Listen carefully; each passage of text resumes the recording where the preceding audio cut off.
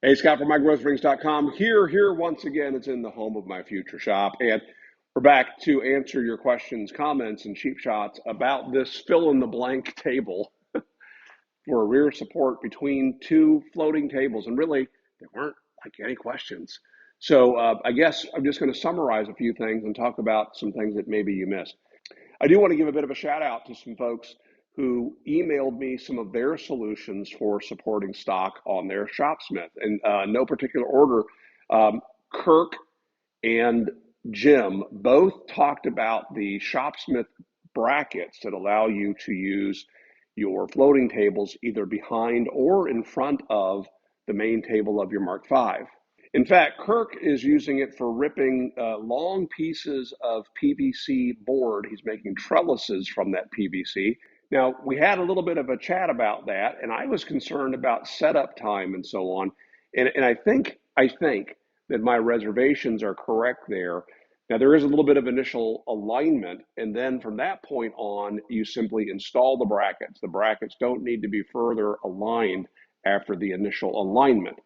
However, there is some hassle in installing them. And so Kirk and I think a few others commented about the fact that if you're just going to make one cut, you probably don't even bother. But when you're going to do like Kirk is, ripping quite a bit of lumber, then it does make sense to use those brackets. Now, they're not an inexpensive upgrade. And so, consider that as you think about it. I mean, that's part of my thinking here was you're basically using components you already have. Dusty shared an interesting idea, and this is something that I actually dabbled in quite a number of years ago. So I was very curious how well this is working for him.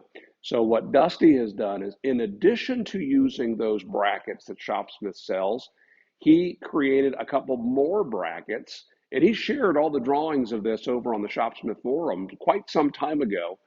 But then to connect and support the rear of the table, he tied that back to the table tubes. So where here you see my main table is supported on these tubes here, he's tied in to that point right there so that when he raises and lowers his main table, that rear support table moves up and down right in line with it. Now, I had some issues with this when I tried this, and part of my issue was the amount of weight that was cantilevered off the back of the machine made the main table kind of want to cant a little bit and made it difficult to raise and lower. Well, Dusty commented that he had evolved his to where his tabletop material is lighter.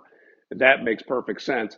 Plus, the brackets are offloading quite a bit of the weight further into the center of the table. So that gives it more stability. It's not throwing it quite so far off the back of the table. So really smart. By the way, I will link to that thread. If you look in the shop notes, you will see a link to that and you can follow along and even join in the conversation. Now, like I said, it was quite a while ago that those were posted, but Dusty's still active over there.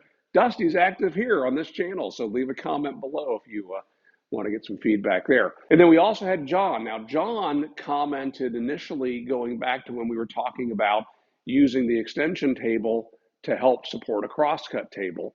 And you can see from his pictures, he added an extension that connects to the floating table tubes, and he's using it here on his 520, and that gives him additional support for his crosscut sliding jig. He credits Tom from Woodshop Nerdery for posting his video talking about his support for his crosscut table.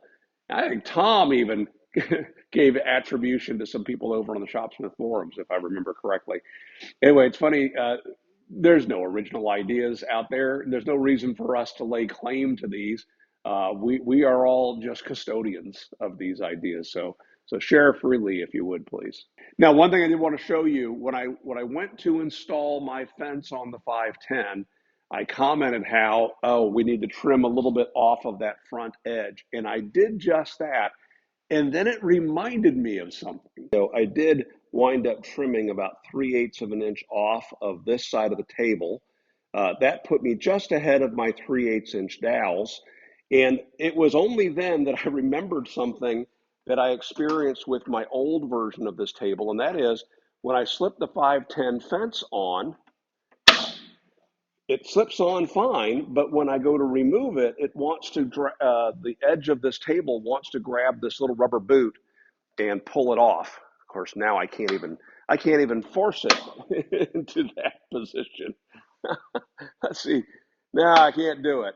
At any rate, it wants to pull that little boot off. And so if you do this, you're probably going to want to round over or chamfer both the bottom and the top edge of that infill table. Another question that came up was, if I can do this with the 510, can you do it with the 520?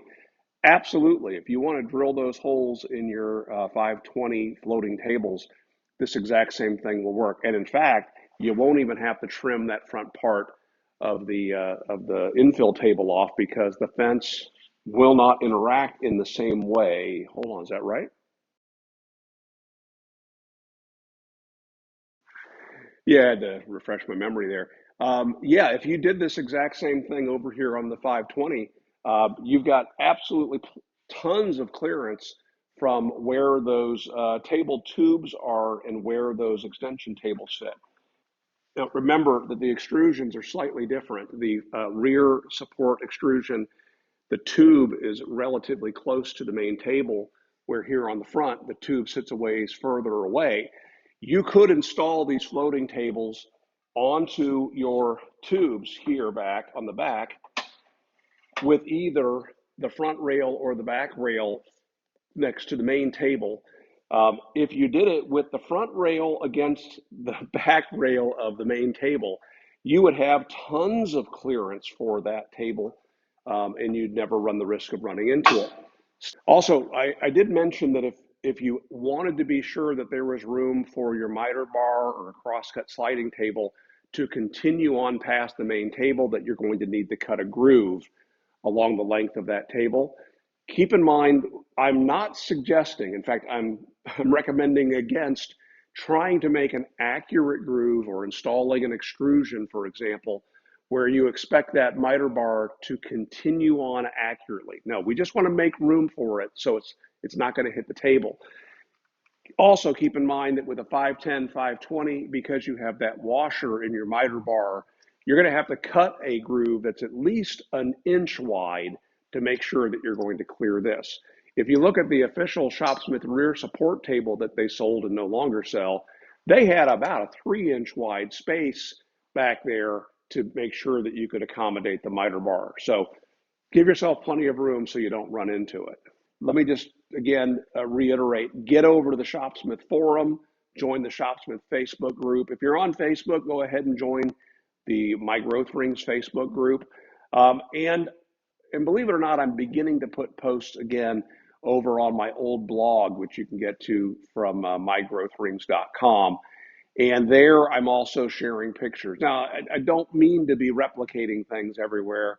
Golly, I'm on Instagram, I'm posting things on Patreon as well. I want to be where you are. So why don't you leave a comment? Where is the best place to connect with you so I can share some of these things? Keep sending pictures to my email if you want to share things with me. I'm happy to pass them along. And with that, make it a great day.